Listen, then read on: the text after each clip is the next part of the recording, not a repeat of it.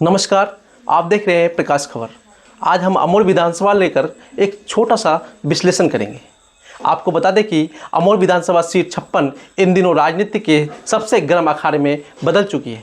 विधानसभा चुनाव 2025 के दूसरे चरण में नामांकन पत्र के वापसी के तिथि समाप्त होते ही पूरे क्षेत्र में सियासी सरगर्मियों का बेतहाशा बढ़ गई है।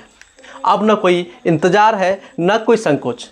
हर दल, हर प्रत्याशी, हर कार्यकर्ता मैदान में उतर चुका है। गलियों में चर्चा है, चौक चौराहों में बहस है और चाय की दुकानों पर अब राजनीति का जो स्वाद है वो गाढ़ा हो गया है। कोई एनडीए का लहर का दावा कर रहा है तो कोई महागठबंधन की मजबूती पर अडिग है। वहीं एआईएमआईएम और जनसुराज जैसे नए समीकरण भी पुराने परंपराओं को चुनौती दे रहे हैं। अमोर विधानसभा में कुल 9 प्रत्याशी इस बार मैदान में हैं। कांग्रेस के वरिष्ठ नेता अब्दुल जलील मस्तान एक बार फिर पंजा के सहारे अपनी साख बहाल करने में जुटे हैं।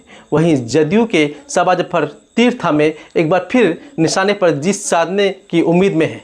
पिछली बार में विजयी रहे एआईएमआईएम के अख्तुल इमाम पतंग उड़ाकर दोबारा राजनीति आसमान में अपने पकड़ मजबूत करने को आतुर हैं। सूरज के अफरोज आलम स्कूल बस्ता लेकर परिवर्तन की बात कर रहे हैं तो आपके मोहम्मद मुंतजिर आलम झाड़ू के सहारे व्यवस्था को परिवर्तन का बिगुल फूंक रहे हैं। इसके अलावा बसपा की लक्ष्मी देवी हाथी और 3 निर्दलीय उम्मीदवार में 2 निर्दलीय उम्मीदवार परवेज आलम और लोगेन दास सियासी समीकरण को उलझाने में कोई कसर नहीं छोड़ रहे हैं। वहीं एक निर्दलीय उम्मीदवार ने अपना समर्थन महागठबंधन के उम्मीदवार को दे दिया है, जिससे राजनीति समीकरण एक बार फिर बदल रही है। हर प्रत्याशी अपने अपने तरीके से जनता के दरवाजे खटखटा रहे हैं। कहीं मस्तान के समर्थक पुराने दिनों की याद दिला रहे हैं तो कहीं अख्तुल इमाम की टोली यह साबित करने में जुटी है कि एआईएम अब एक विकल्प नहीं, विजेता की भूमिका में है। जदयू के सवाल पर भी पिछले हार का बदला लेने के मूड में है।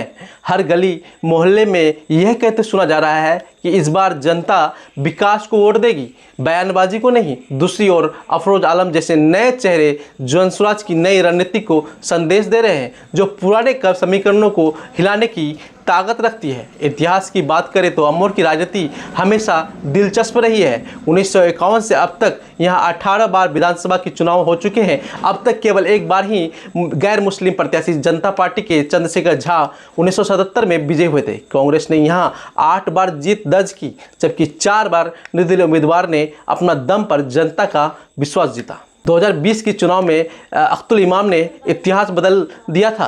उन्होंने जदयू के सबा जफर को 52,000 मतों से शिकस्त दी थी, जबकि मस्तान तीसरे स्थान पर सिमट गए थे।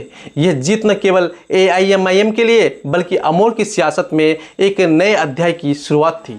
अब 2025 में वही अखाड़ा फिर सज चुकी है। चेहरे भले वही हो, लेकिन रणनीतियाँ बदल चुकी है। मतदाता अब पहले से अधिक सजग है। हर दल पर चाल पर पैनी नज़र रखे हैं। इस चुनाव में कौन ताज पहनेगा, कौन बेताज रह जाएगा, यह मतगणना के दिन ही तय होगा।